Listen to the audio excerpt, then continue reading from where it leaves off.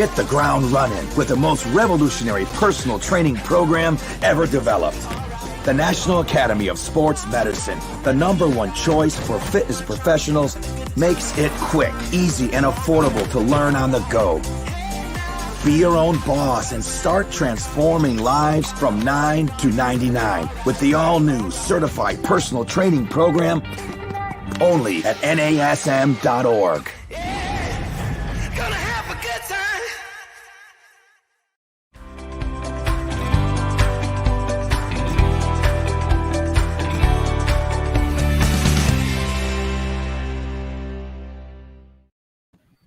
Hello, everybody, and welcome to this week's edition of the Master Instructor Roundtable. I'm Regional Master Instructor Marty Miller, and here with my great friend, as always, Miss Wendy Batts. Hey, Marty, how are you? Couldn't be better. This is my favorite time of the week, Wendy. Oh, well, thanks. Mine too. Absolutely. So today we're going to jump into another good topic. We got great feedback on a little couple of theories that we did on the burpee, and we're going to now move into another exercise that sometimes is used incorrectly or not known how to be utilized with all types of people. So we're going to kind of go through that same format, and we're going to explore proper push-up and technique, part 1, and then next week we will do part 2.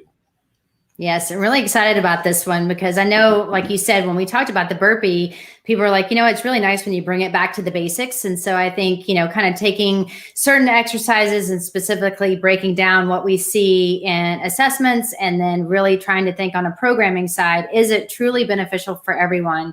And if so, when, and things to look for, and then possibly queuing out of certain things. So I'm excited about this. I think it's going to be good. And hopefully you guys like it as well. So Absolutely. Of course they will. Of course they will, right?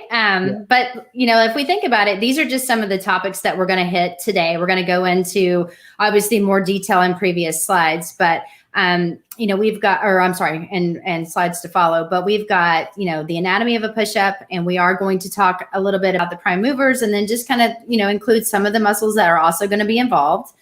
And then, Marty, the big question, who should do these push-ups? Are they really something that everybody should do? And I'm going to ask you that right off the bat. How would you answer that question? Again, the way how I was brought into this, we came in the same exact day, actually. We remember that so fondly back in 2015. But, what I always view is... 2006. 2006. Oh, that's right. 06. Yeah. Take the one off. That's right. I was like, wait, 2006. 2005, actually. That's right. Oh, my goodness. Look at us. We've been doing it so long we can't keep track. Goodness. And Wendy and I both said it's been that type of day. So there we go. But going back 16 years ago now, the key thing is a push-up is a push-up, yes, but it's a movement pattern. So that push-up can be looked at as how you could teach pushing patterns of any type. We're going to dive into the actual full-blown push-up, but of course, we're going to talk about how you can revert it back to other simpler versions. So again, when you asked me the question before I screwed up the years that we've been doing this for so long, is everyone should be able to do some level of push-up because it is a primal movement pattern. It's a pushing pattern. And whether I'm doing it totally on the ground, like, what most people think is the standard push-up, I still want to be able to do that at any type of pushing pattern. So this is going to have great carryover to standing presses and modified push-ups, but we are focusing on the push-up, which is understand that we're teaching a principle of pushing patterns, and these compensations and the progressions we're going to talk about go throughout all of your pushing exercises. And there are some disadvantages. And I think that's one of the key points of why we wanted to do this, because, push-ups are something that people can do at home. You don't need any equipment. And to your point, it is something that we do throughout the day. We use these muscles whenever we're doing anything in a forward position, which, because we're such sagittal plane movers, obviously it is something that we utilize very often. The disadvantage of doing some of these push-ups, which we'll cover, is if someone has extreme movement compensations in the upper body, there are some considerations you want to really considerations you want to think about before you start programming right from day one. Let's do a push-up. And so the beauty of it is that it can be used throughout the model. So it is one of those exercises that you can do, when you're thinking about stabilization type exercises and core, it is a very good core stabilization exercise. All the way up to the power level. When you're doing explosive and plyometric type exercises, you can utilize a push-up throughout. And so oftentimes that confuses people, like how can a basic bodyweight push-up be used throughout? So I'm hoping within not even just this series, but even our following program design series, that we kind of bring in some key things to think about throughout the time that you're going to program a push-up. And but just know, if someone has extreme rounded shoulders, forward head and stuff, it will be hard to cue out of that. And it could be a disadvantage because you could be causing further, impingement issues if they're having shoulder issues or neck problems and stuff as well.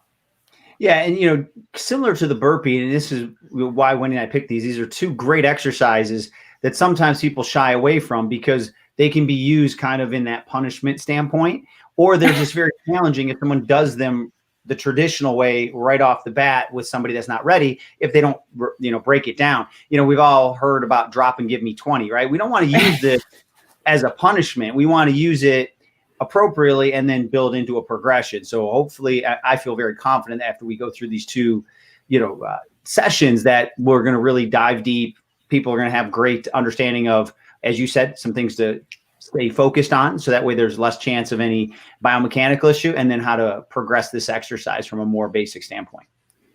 And it brings us to the form and technique. We're going to talk about the fundamentals. I mean, I think, obviously we constantly talk about, the 5 kinetic chain checkpoints and the importance of, making sure that people stay in that proper alignment for, better recruitment. Obviously, when we're really focusing on a prime mover, we want that prime mover to really be the prime mover and not, some synergist or something like that, just because there's compensations going on.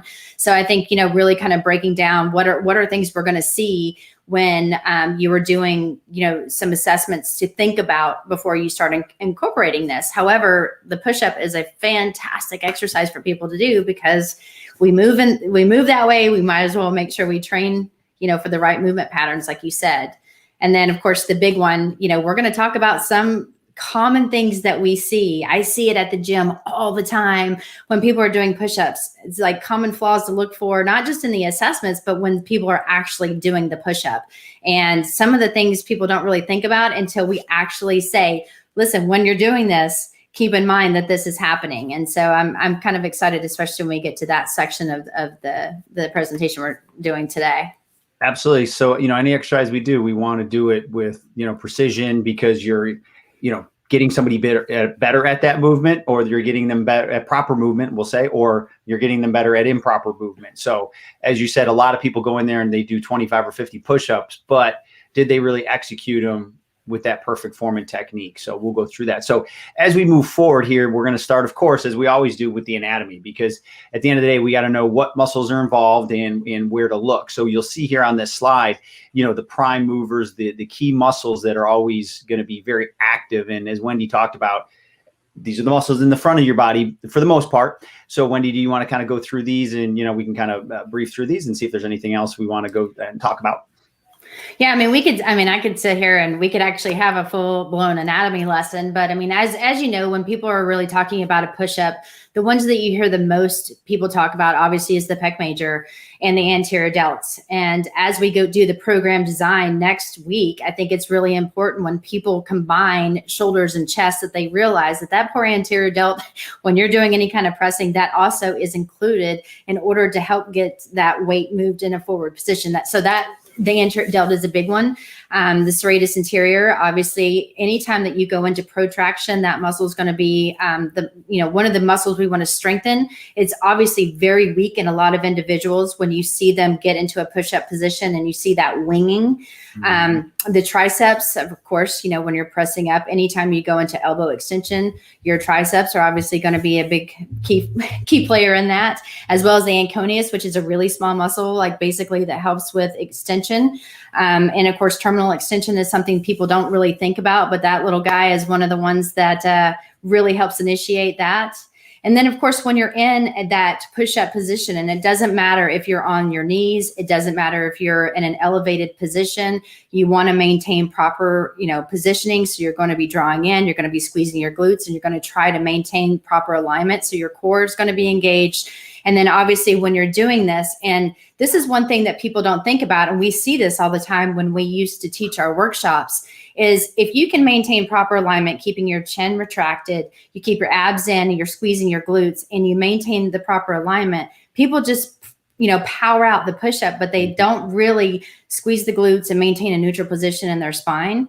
But if you execute that and then you add the tempo to it, the push-up can be an extremely difficult exercise that we just take for granted because, to your point, drop down and give me 20. I don't care how they look, just get them done. That is definitely it's not safe. You're really not, like we said before, not really focusing on the prime movers that we're really trying to really focus on when you're seeing kind of these muscles listed here. And yeah, so, I mean, we always want to think about what's the safety of the positioning, and then are we actually focusing on the muscles that we're trying to engage? And I think the key thing here, again, we could spend a whole bunch of time on all these muscles, but, I would say if I'm going to highlight a few things is the pec's going to do what the pec does, the tricep and right? So when I'm teaching the push-ups, especially in that stabilization phase, and we'll talk more about this in the program design, is make sure you get that serratus anterior engaged. Always do that push-up with the plus. And then when you also look, there is a question that came in about, can it be core? We don't classify it as a core exercise because we are doing the chest, but if you're doing it properly, it's a moving plank.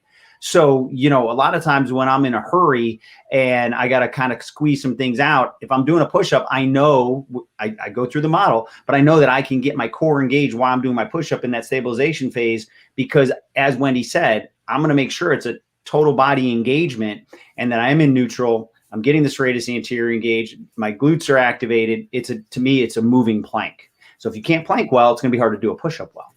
Exactly. And I mean, just, when you think about, if you're looking through the NASM material, I mean, what kind of makes, and I know we're not really in the new CPT, we're not really saying this is a core stabilization exercise, but when you're really thinking about little to no joint motion of the spine and you're really trying to engage the small muscles that protect the vertebrae, then there really isn't a lot of flexion and extension of the spine in order to engage those little muscles. And so to me, is it a core stabilization exercise? To your point, Marty, it is a moving plank. Planks definitely are. And so I absolutely consider a push-up to be a core stabilization exercise because, again, your spine isn't moving or shouldn't be moving, but oftentimes we see that arch in the back, or we see a lot of crazy things going on within the entire kind of midsection, which is what we really want to cue your clients out of to execute the push-up correctly. Yep. And then the last point there, safety considerations, is just make sure it's appropriate for your client. So again, if you have to, and we're going to get through all this, so we're not going to go too deep on it, but if they can't do it, as you see this individual doing it here, that doesn't mean the push-up's wrong. It just means that progression of the push-up could be wrong. So again, we will go through program design and throughout the both of these weeks, go through plenty of variations. But the key thing is they have to execute it with ideal form and technique, get the sets, the reps at the tempo you want without any pain or discomfort. That doesn't mean muscular fatigue. We're talking about joint pain and that type of issue. Yes, they're going to feel it in their muscles, and that's fine as long as they can maintain their form and technique. Great point, Marty. I'm good for a roundtable, gentlemen. But then we talk about, how do you get to that perfect push-up? And, there's a question that actually came in from Charles, and Charles, we're actually hopefully going to answer this right now. The question is his concern about hand placement, and then obviously, range of motion. And so when you think about the form and techniques and the fundamentals of it, you're going to think about putting yourself in the 5 kinetic chain checkpoints. And so we have learned that, your feet are pointed straight ahead, your feet are about shoulder to hip width apart, you're squeezing your glutes, you're drawing in, maintaining neutral. And from there, all you do from a standing position is drop to the floor. And the only thing at that point, when you tell people about hand position, see what's comfortable for them. Like some people feel like in a push-up, if I lock my elbows in, I'm going to get more triceps. Well, your triceps are already going to work if your elbows go into extension. So don't think that it is a tricep push-up. at this point. You want to think, okay, you're doing a push-up for the pecs. The further out you go, obviously the harder it's going to be for your shoulder complex. And so some people don't want to go out super far because, I mean, again, you want full available range of motion of the pec. If you go out really far, how much pec work are you really going to be getting in, because you're going to be fully extended out? So, you know, just think about what's comfortable for the client. You know, you're going to think ideally, you know, your fingertips are going to be pointed in a forward position. Some people have some issues with their wrist. And so some people go and do them on their knuckles, or they'll use like, different types of dumbbells that don't roll. So therefore they're in a static place and they can use that. All of that is fair game. But I think we spend so much time, like your hands have to be in this specific spot. And it really isn't, because think about, we talked about this before about a natural carrying angle with the elbow. You know, you don't want to say your elbows have to be in certain positions, because you want your body to naturally move through a range of motion that it can handle and control. Plus, I think another part of what Charles had asked was like, do you need to go to a 90 degree and then push up? If you can have your client go all the way to the floor where they're almost kissing the floor, pause, and then push all the way up, you're going through a greater range of motion. You get what you train for. The problem is some people can't get to 90, some people can't get below 90. And so therefore their form starts to break and they can't execute that range of motion. So you may have to shut that full range down if you're going to go to something more extreme and think about gravity, or you may have to put them up more against like a wall to really work through full available range of motion, and then start to lower them to gravity, which is going to make it harder to do. It is always, every exercise we do, it's going to be the available range of motion before compensation, working towards greater range of motion. And, you know, if you're somewhat unfamiliar with all of the anatomical positions and what the normal range of motion are, you know, from a degree standpoint, just go back to the 5 kinetic chain checkpoints. You see it arching a low back, you went too far. If you see other compensations, so yes, you know, there are people that know exactly how many degrees of ideal motion each joint have. You don't have to know those numbers. You just have to know what neutral is for the 5 kinetic chain checkpoints. And when you deviate from that, the body's telling you, I don't currently have control of this range of motion.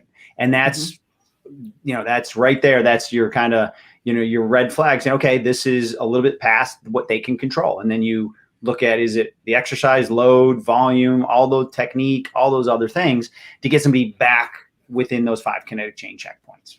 Yeah. And when you think about movement execution, how we have start, middle, and end, I mean, the only thing that really you're going to start to see change should be hopefully just what's happening at the arms. I mean, you're going to see your hands are going to start fully extended. And then as you bend down, obviously you're going to go into flexion and extension of the elbow, but you shouldn't see any change throughout the entire, you know, body, like meaning your core. You want to keep everything, your feet, everything should stay completely lined up throughout, and making sure that there's not a lot of movement there. And then of course, you know, at the very end, we talk about the serratus anterior when we were saying add that protraction. Marty and I will talk a lot about adding a push up with a plus. And that plus is not going into any kind of spinal flexion or rounding of the lower back or upper back. It's really just trying to make sure that you're fully extended and adding that little kind of protraction love at the very end to get that fully engaged as well. Excellent. I think we covered that. So I see a question coming in from a friend of ours in Seattle. So if Greg wants to throw that up, we'll kind of address that here and then get into the technique flaws. So as you can see here, she's got a client who has osteoarthritis in her spine. So the good thing here, cleared by his PT and doctor to start exercise. And that's going to be a key thing right there. And then also he has tendonitis in one of his shoulders. So would it be safe doing push-ups for him? So the key thing here is what Wendy and I are going to say is, okay, let's do the assessment. Let's see, even though he's cleared, let's see what his movement dysfunction is, because he still may not be moving properly. So a pushing pattern is going to probably be safe for him in that corrective exercise or stabilization phase. You just are going to have to determine, is it a true push-up, or are you going to take the techniques that we're teaching and maybe they're standing vertically and they're only doing bands at this point? But clearly, if they have osteoarthritis in the spine and some tendonitis, they may need to still start out with maybe some more of a corrective exercise program, or that, you know, really targeted warm up to get the lats and the pecs moving better before you even get into his pushing, and then offset that equally, or maybe even give him a little more of that postural type of exercises. But you're always going to, again, think about, you know, easiest to complex. So start with him doing some type of pushing standing, And then as he's showing signs of it, if everything else that you've addressed is balancing out his body, then you just start to slowly gravitate his body weight slowly over time, find those regressions and progressions, and you'll find out where he may ultimately get to. And there might be a point where maybe he's on one of the Smith machines at a 45 degrees, and that's his push-up for the rest of his life, and that's okay, right? So it's just about figuring out where he's at and then how to slowly progress him. But we're talking about a push-up, but use these techniques that Wendy and I are teaching you. If you have to do it standing with bands, that is totally okay. The rules don't really change due to the fact that we're talking about a push-up versus pushing. Right. And I think another key point to what you're saying also, Marty, and I know that you're going to agree with this 100%, really listen to what your client is saying, because if there's any pain whatsoever, that range of motion is too much. And so maybe a push-up isn't ideal at that point. But if you do the corrective exercises, you're really regressing him and starting him at the most basic type of push-up, to Marty's point, in a standing position. As you start to decrease him down, if there gets to a point where there's pain, then that's too far at that point, because again, you're trying to not, anytime someone's got itis, obviously there's something that's inflamed or something that's not good. So you don't want to further enhance that inflammation or cause any other issues. But the assessment will tell you a lot, listening to what the client says, and then at that point, making the right decision of whether he's ready for that or not. Yep. Absolutely. Yeah. And then hopefully this is one of my favorite. This is one of my favorites. This is all you. Like, you've given me like some of my favorites. So I'm just going to sit back and listen and let you. Yes. Well, we also got a question about what about doing them on their knees. So this is perfect timing. So hopefully we're going to be able to answer that for you. But some of the common flaws that we see, and I say it's one of my favorite, is because I see these all the time. When people get into a push-up position, and they actually teach this in the military as well. And so a lot of the time people are doing push-ups because that's how they're taught. That's what they've seen. That's what they've learned.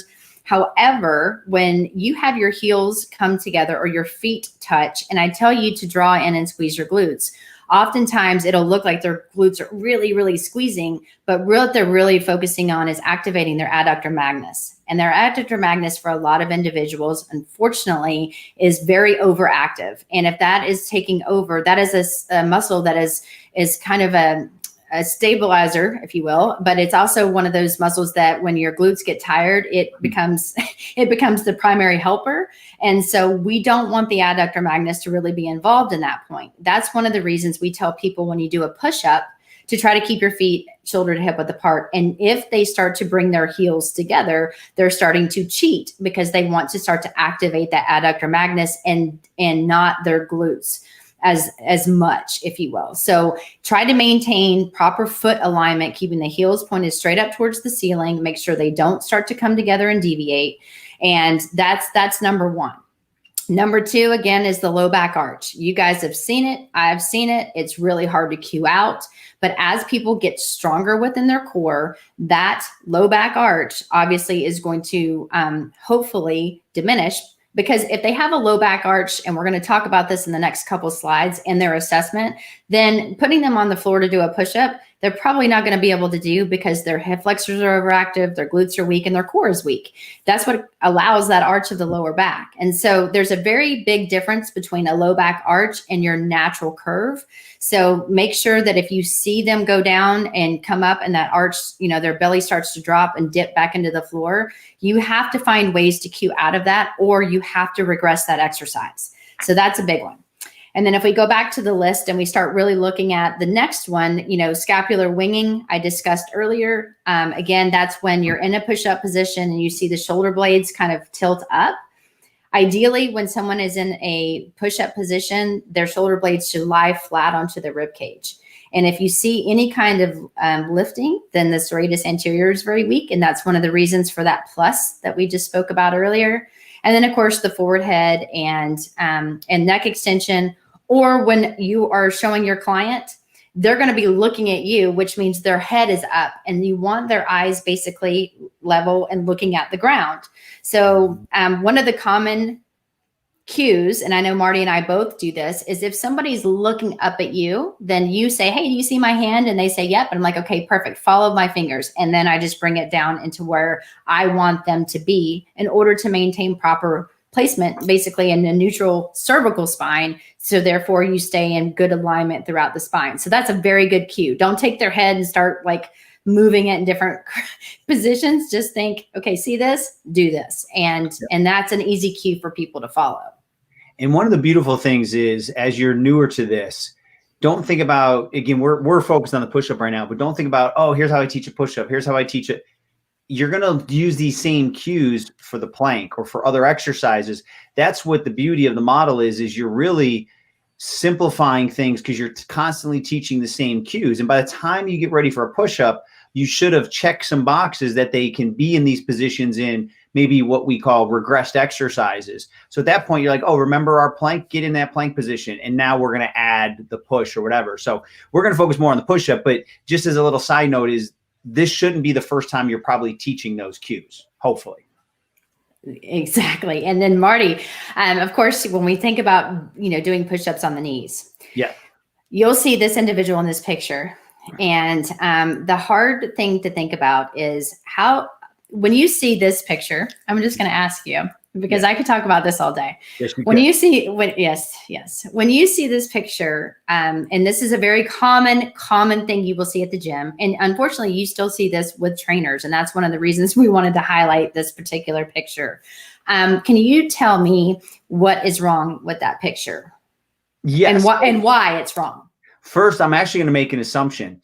I think it's changed over the last, I'm going to say 3 to 5 years. These are called modified push-ups. Don't call them by any other term. Yes. Because there are people of male, female that can, it's not a fitness thing. These are modified push-ups. We don't call them what they don't call them girly push-ups. I am a chick and I can do a push-up on my toes. Exactly. So that could have been the first, the first mistake, right? But I honestly, in the industry, I have seen that totally start to change, which is awesome, right? But just as a point of reference. So let's start at the feet and then we'll work our way. So first of all, she's got the feet crossed. So you've already discussed that we want neutral. Next is the feet are in the air. So just think about, anatomically, what's keeping the feet in the air? Your hamstrings. That's what is contracted isometrically to keep your feet in the air. So when we look at the positioning of a full push-up, we want that, core and neutral, but then we want the glutes, the quads tightened, and then even, normally if we're doing a cobra, you'd have your foot in a plantar flex position because that's triple extension. So we're trying to teach this, crazy as it sounds, getting somebody to be in a full push-up or full plank with the glutes, the quads, and then even like a cobra when their foot's extended, that's locomotion eventually. So here we don't want the hamstrings activated because it's also going to be hard for you to contract the glutes when the hamstrings are activated. The hamstrings will generally fire when the glutes can't. Here they're doing it on purpose for whatever reason. So we want those toes on the ground, neutral spine, and then we'd want those glutes contracted. So you can see here she also has an arch in her low back and her pelvis is up a little bit. So I do find it, honestly, I would struggle more with a modified push-up at first, getting my pelvis in the right position because I've always done the planks and the regular push-ups. So I find you really got to show somebody what that looks like. So her hips need to drop towards the ground a little bit once her feet are uncrossed and on the ground, and then she's got to find neutral. So from that view, that's a lot of what I'm seeing as the main flaws.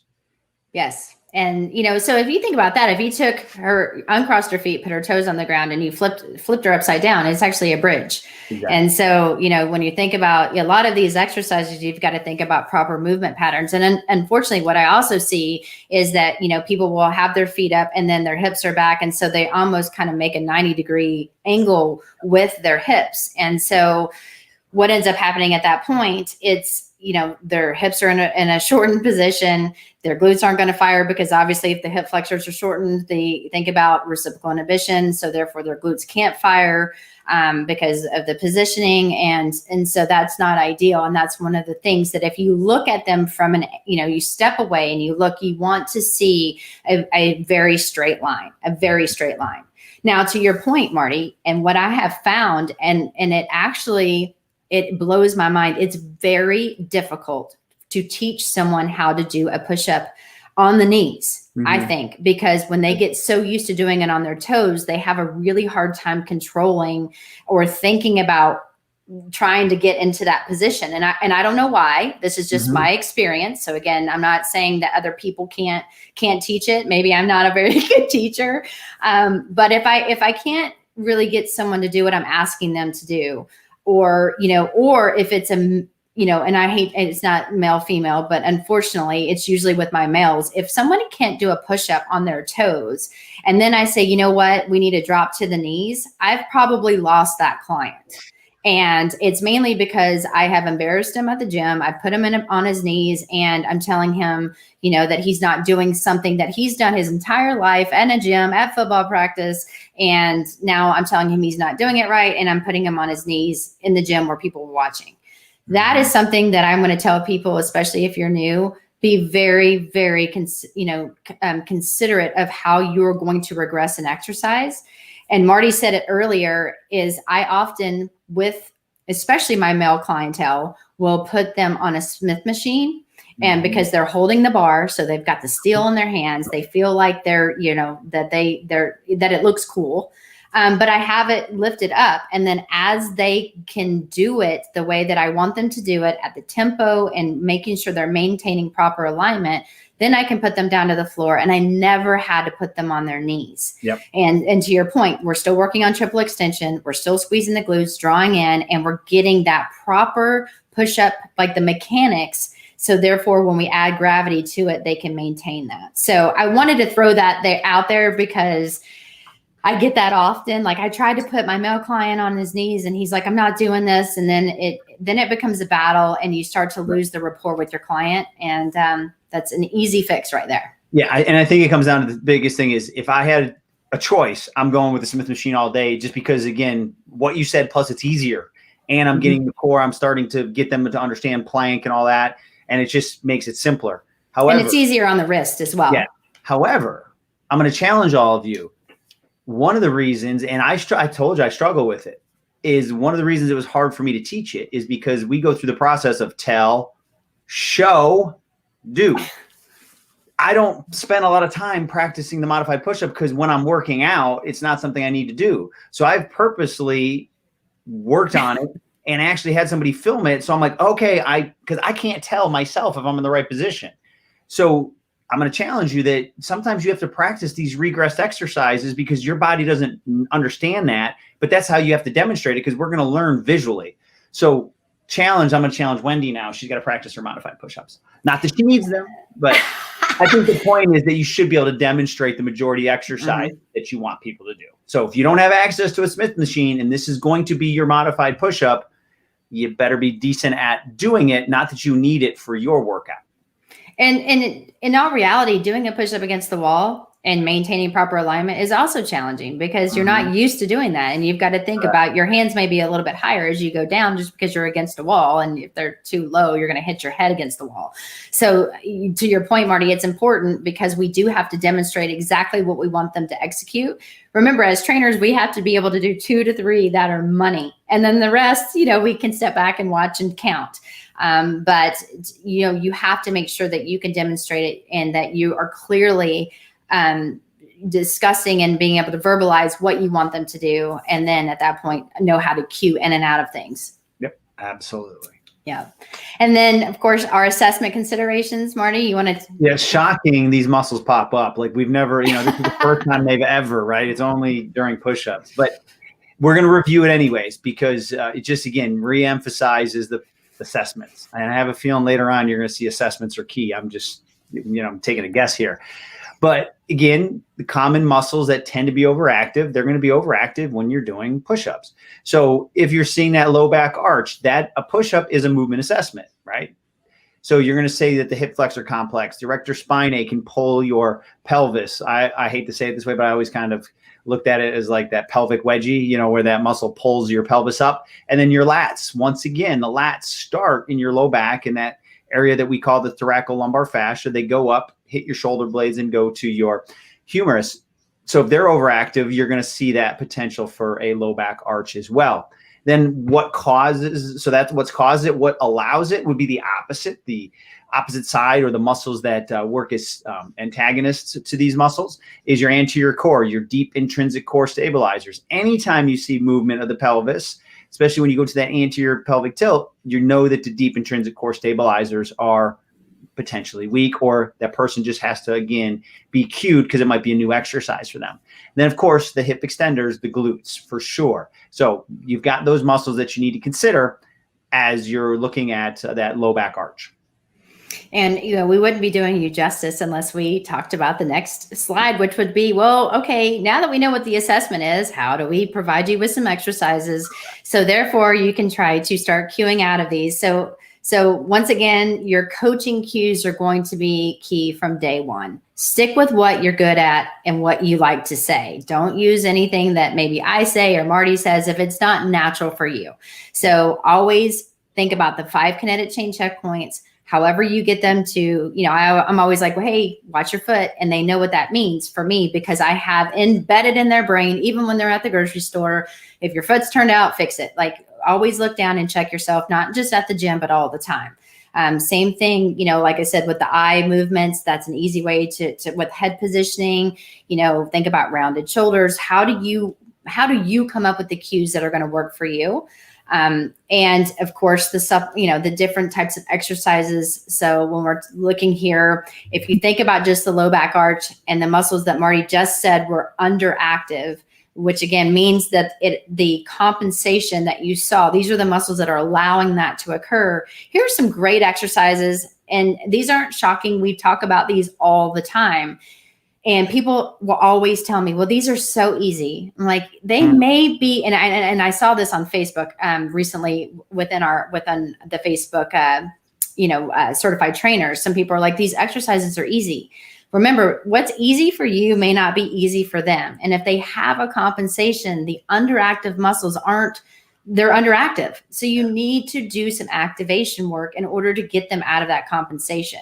And I don't know about you, Marty, but if you're in a plank position and you come up and you're in the 5 kinetic chain checkpoints, you're drawing in, you're squeezing, and you hold that 3 to 5 seconds, come all the way to the ground, relax, and immediately pop up and down and immediately pop up. And you do that 12 to 20 times, maintaining proper alignment throughout. That is super, super hard for people that are in shape, because they don't do it, just like you said with your modified, push-up.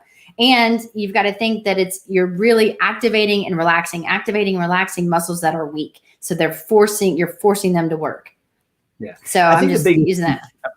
I think the biggest thing too, when we define an exercise as hard, this is my thinking of talking to professionals or people I've trained in the past, is hard to me could be a single leg balance exercise. Hard is executing it with ideal form and technique within the phase that it's appropriate. Hopefully with the conditioning I've done, my heart rate's not going to go through the roof when I do a glute bridge. But a lot of times I lose focus. I'm like, oh, I'm not neutral. Or, at that tempo or whatever it is, it's a challenge. But I think everyone thinks that if you're not burning a ton of calories and just fatiguing like you would in a power exercise, or, not able to lift the weight at the end of a strength exercise, they don't view it as hard. Hard is, can you execute it with ideal form and technique for the duration of the exercise? Mm-hmm. So that's when we say if someone says it's not hard, I'm like, okay, you're in condition to do it, but have you done all 20 reps properly? Probably not. So that still would classify it as hard because you broke your form and technique. Well, and I'll say, from my experience, and again, I've been a trainer longer than I've been an instructor. So if you think Marty and I got our job in 2005, and then obviously been training a lot longer than that as well. I mean, I've worked with professional athletes that come, and I use the plank as an example because when I have them do planks for reps versus, oh, can you hold it for a minute? They can hold it for a minute, but they're not squeezing their glutes. They're not maintaining proper alignment. And then the first thing they say to me is, man, this is so hard, because they don't do it. And so when you take some of these exercises and you really focus on everything in an ideal alignment, then I really, truly believe that you're going to cue them out of something that is a compensation, but they're also going to love you as a trainer because you're doing things with them they don't normally do and that are very, to Marty's point, they're challenging. You're feeling muscles burn that don't usually work. So therefore you don't really feel them the way that you will the next day. Yep, absolutely. And then, of course, our other compensations, when we think about assessments that we see very often, is the scapular tipping and elevation plus the forward head. So, Marty, do you want to talk about that one? Yeah, again, this is not new news, right? This is one of the most common compensations that we see, but we're always going to, review it when we cover certain exercises. So shockingly, the pecs, the posterior shoulder, when we talk about posterior shoulder, we're talking about the ability to get into full retraction. The levator scapula, it's going to shoot that head forward, elevate the shoulders, sternocleidomastoid. And then a lot of people are restricted in their thoracic mobility. Remember, your lumbar spine is supposed to be stable. Your cervical spine is supposed to be stable. You get your rotation from your thoracic spine. So people compensate and they have to open up their foot. They turn from some other place because they do not have the mobility in their thoracic spine. And that's going to cause, if you can't rotate and do things properly, then we've got other issues with the shoulder blades and all of that. So it's something we really need to work on. And then the underactive muscles, once again, not a shock, the things that pull us back into ideal posture. So the mid trap, low trap, the serratus anterior, the deep cervical flexors. We can even throw the rhomboids in there. So those are type of things that, again, not shocking. What's overactive, what's underactive, just making sure we identify them and work on these so that way someone can progress towards that push-up exercise. And unfortunately, when we see the picture at the top, as we sit more and more in front of a computer, or, when people are really, they're stressed with work, they're doing everything in a forward position. That's what Marty and I talk about so much. This is such a common compensation. And now we're like, okay, drop down and let's do your push-up. And you didn't do any activation or corrective work prior to that. They will struggle doing this correctly because this is where they live. That position is where they live. So now I'm saying, okay, the muscles that are overactive and that are keeping you in that position, and that's where you're comfortable. Now I'm going to have you do something that's completely different, opening up and really getting length into those muscles that are overactive. And then we'll show you some exercises on activating, but really get the length into the muscles that we just said were overactive. So therefore they have a better chance of maintaining the proper alignment, and they're going to be successful in that movement. Absolutely. All right, let's look at the next slide. Again, we're thinking about some coaching cues. Keep your shoulder blades down and back. Make sure that the client understands what you're talking about, because I mentioned this on a previous webinar. I'm going to mention it again. When you tell someone that, if they elevate when they come up, and then you tap their shoulders, then you're activating a muscle that's already overactive. So therefore you're telling it one thing, and then you're pinpointing and palpating a muscle, and then it's going to do what it does. Anytime you touch it, you're going to activate a muscle. So as a coaching cue, I usually tell people down and back. I say, hey, you're shrugging, shrug some more. They can't. So I'm like, unshrug. That's a very, very common cue that I use. Or I'll tell them, I'll put my hands underneath their elbows and I'll tell them to press down into my hands. So therefore they can feel themselves do that. You're going to have to find what works best for you, but the same thing, keep your chin tucked in, and eyes in the line of sight. And so this one's hard without, being on the floor saying this is a compensation, but again, follow my hands, whatever it is. If you notice that their chin is tucking and they're looking up, and I tell people to, think about following my hands and then just making as many chins to the floor because no one can see it. So you're going to have to find the cues that work for you. And then of course, these exercises, they're not anything that should be jaw dropping. Protractions, of course, that's the plus part of it. When people protract, just make sure the spine isn't going into flexion. That's a big one. Band pull aparts and face pulls, cobras. Marty talked about the importance of cobras, especially maintaining the triple extension, chin retractions, and then of course the planks with mini bands and plank walks. And you guys will find ways to make these part of a lot of your exercise programs or targeted warm-ups.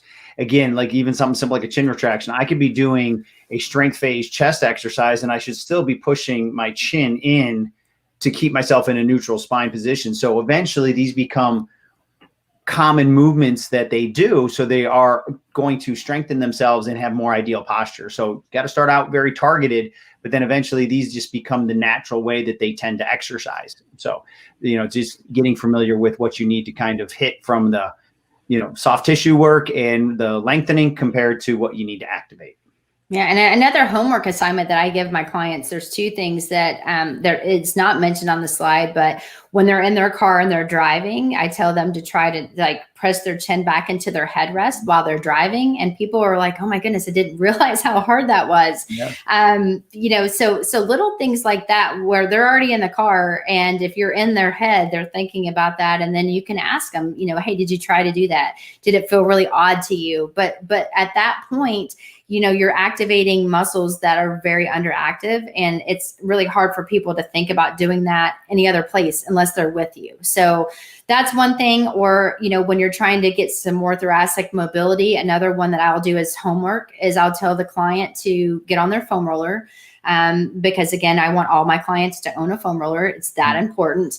And I'll tell them when they're doing their thoracic spine, to get into that position, just stay in a static position and then just allow themselves to bring themselves back and forward. So they're kind of going into some, flexion and extension, because that's a really good way, not just going in rotation, but forward and back too, to try to get a little bit more mobility into that area that's so just, it feels really good, but it's just something that clients can do. And because it feels good, they like to do it. So then it's a win-win.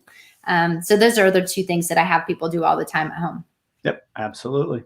I'm going to be doing it later today. Oh, Marty, and our key takeaways. Yeah. You want to take us home? Sure, absolutely. So again, don't just do a push-up for the sake of doing a push-up. Know that it's appropriate part of the programming. Know what you're targeting, why you chose that exercise, and what the muscles you're targeting, and making sure that the client is ready for the version you're going to give them. You'll see next week, there's going to be plenty of versions. Proper setup and movement is key for ideal execution. So again, work off of what you've already taught. By the time you get to a push-up, you should have taught some of these cues, and that they're ready for the version you're going to give them. Shockingly, it's here again, bullet point 3. Assessments are the key, because we need to know how to get somebody ready for these type of exercises and what else is coming down the line as they progress. But remember, your push-up is a movement assessment. So that's why we went over the overactive and underactive muscles with the two most common compensations. Work on areas to help correct faulty movements. So we gave you those auxiliary exercises that are going to be really valuable to help someone build up to the next level of progression for them. And then you always regress if needed. Even if someone can do the push-ups, you never know. They might have had a travel day the day before, or you might start a superset with them in one phase. So you may have to regress. So just have those, I always call it my exit strategy, or that regression, when you're ready and needed. And next webinar, now that we've kind of gone through the nuts and bolts of this, we're going to get into the more of the program design and show you how to level up from a beginner's level all the way to some very advanced techniques, and go over some of the different tools that are used, why people use push-ups. Yeah, I'm excited about next week too, because the program design part seems to be a big challenge for people, and they think that they always have to make push-ups sexy. I mean, as you guys see, a push-up is a push-up. And so you don't have to do anything that's super sexy in order to win your client on it. It's really just, they're there to hit a specific goal, and, and how you instruct it and how you make them execute it for them to get proper results. That at the end of the day is what they're looking for. But I think with some of the different, options that we use, whether you're using a ball or whatever, I'm hoping that you guys will enjoy it, because I think it's going to be very, very beneficial for everyone. Absolutely. Looking forward to it. Yeah. So, and if you guys have any questions, you know where to find me. My Instagram is wendy.bats13, or you can always email me at wendy.bats@nasm.org. And Marty? Yep. And then mine will be popping up here in a minute. So dr.martymiller72. And then for my email, it's marty.miller@nasm.org. Yes. And I think we covered all of our questions, but we went through. So, as Greg sorts through those, our amazing producer, just in conclusion, remember next week we'll do part 2. And Wendy, if you want to talk about the amazing podcast that you and the other Miller, Ken Miller, does. Right. Yes. So I seem to, as part of my NASM world, my 2 regionals have the last name of Miller, but I actually do a podcast with Ken Miller. It's called Random Fit, and you guys can find that on, Apple, Google, any place that you download a podcast. We talk about all kinds of random topics in the fitness industry. So we would love for you to download or, like us, be a part of our Random Fit family and join us. Awesome. And then on Tuesdays, generally around 9:30, on occasion it switches just a little bit, but you'll find me. I do a live Instagram coffee talk, and really I'm there just to see what you guys want to talk about live. We have a great time. There's a lot of people that keep coming back. You can always find those on NASM's Instagram if you miss it live. So Wendy, thanks so much. And we look forward to seeing all of you next week for part 2.